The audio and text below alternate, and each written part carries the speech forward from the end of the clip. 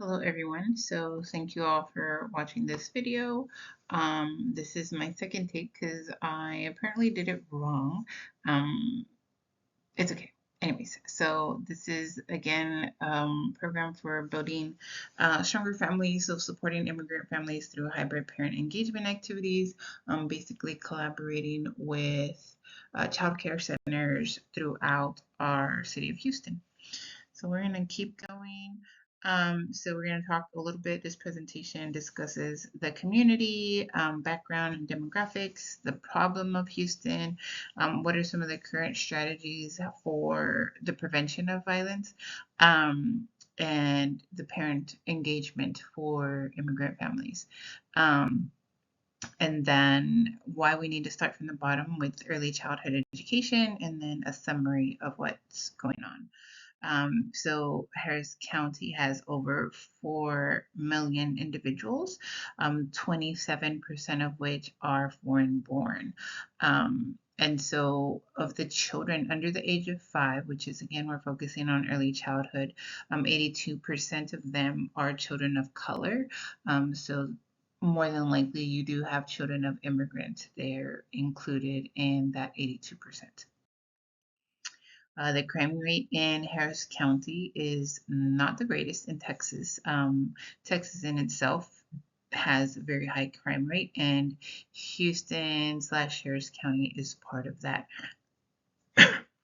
When we look at specifically domestic violence, we see the fact that in Houston it has actually gone up, whereas the rest of the state has gone down. So Houston is not seeing any type of improvement, or Harris County, better yet, is not seeing any type of improvement in the prevention of violence. So currently, the violence prevention strategies has multiple layers, but the main ones that we're going to talk about are youth programming, access to early childhood education, and parental engagement. So youth programming typically focuses between the ages of 10 to 24. Our agency does not have specific youth engagement programming, and so part of that is because while we do occasionally represent people from the ages of 10 to 18, the majority of our clients who are immigrants are adults. And so we typically don't work directly with children. There's a couple of organizations or federal programmings like the National Centers of Excellence that fund the research of violence prevention. Most of these programs do not work specifically with early childhood. Even Harris County has some strategies. Those also do not work with early childhood age children, nor are they specific to immigrant survivors. So the current gap in the research or the data for supporting early childhood violence prevention programs is that currently in Harris County, there's no sponsored parental engagement program. There's also funding for early childhood education lags in Harris County compared to the rest of the state and the rest of the country. Actually, Texas is one of the countries that spends the least amount of funding in early childhood education. And so even that we don't have specific data for children of immigrants or immigrant families on how they support young children. Like, do they send them to early childcare, early childhood education, daycare? Are they in pre-K programs? If they're not in pre-K programs, what are we doing? And all this is important because, as we mentioned earlier, these things help prevent violence. They help stop violence before it starts. And so that's why we say we're starting from the bottom. Violence prevention strategies suggest that children who participate in early childhood programs are less likely to engage in violent behavior, and parents who are engaged in their child's education continue to support the children into middle and high school, and those children are less likely to participate in violent behavior. So we think about, again, immigrant families. What do they know about the US process of education? What do they know about um, the violence that's occurring in this country and the strategies for stopping it? Or how do we dispel some of the myths that are leading to violent behaviors, or dispel some of the beliefs, the cultural beliefs that um, create an environment for more violence. So you think about machismoism, you think about violence against women, and all those things that impact communities, impact our community in Houston. Here's information on why the intersection of violence prevention and early childhood programming is important. There's definitely a connection between domestic violence, early childhood, and violence prevention. Um, they can work together, right? Domestic violence centers can collaborate with daycare programs and vice versa. They can refer to each other. And we're just ultimately building a better space for young children. These are some of the barriers that people have. So access to quality childcare is huge, because if there's not enough funding for them, then there's not enough centers open to provide the work or to do the work. Cost is expensive.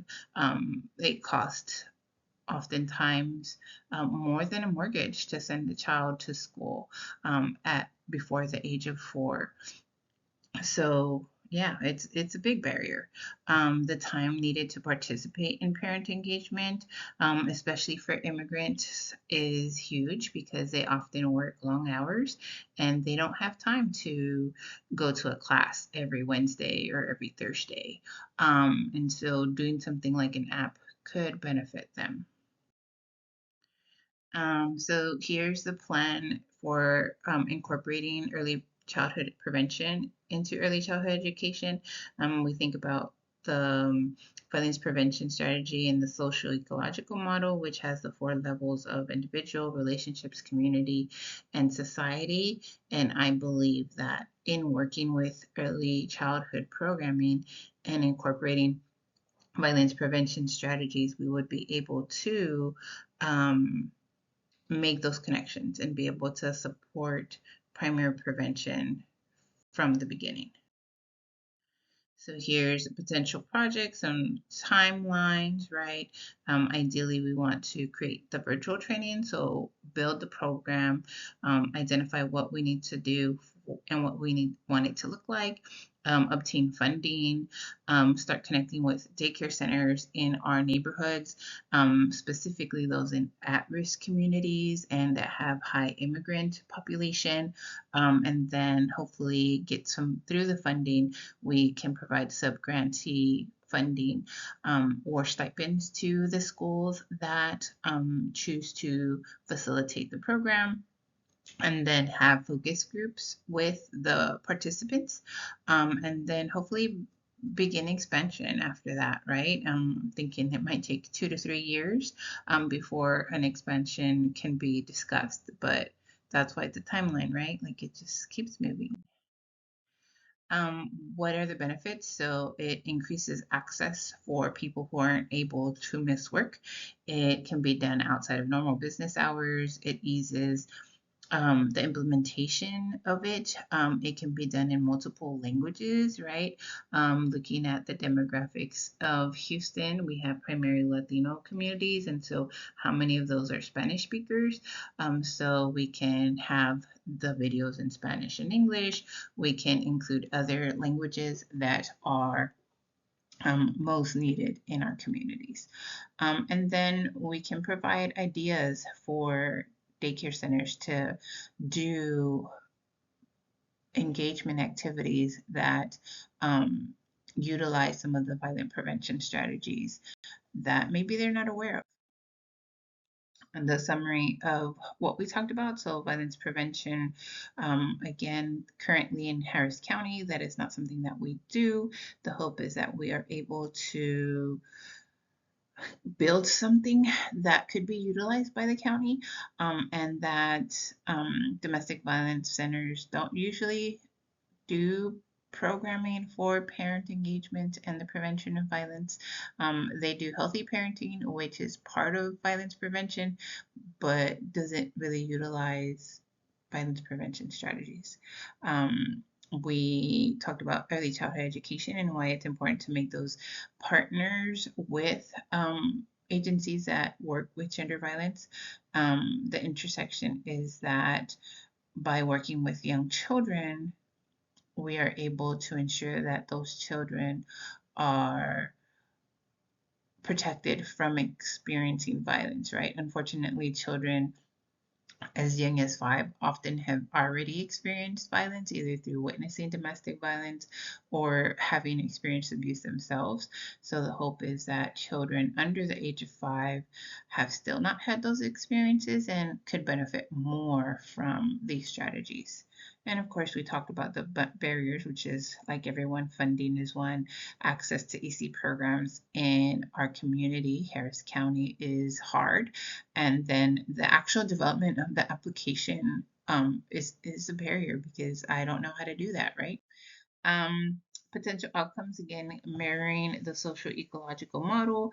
These are some of the outcomes that we hope to achieve through implementing this program, and developing an app for this program. So muchas gracias. Thank you for your time. Hopefully we are able to move forward with this, my resources. Thank you very much.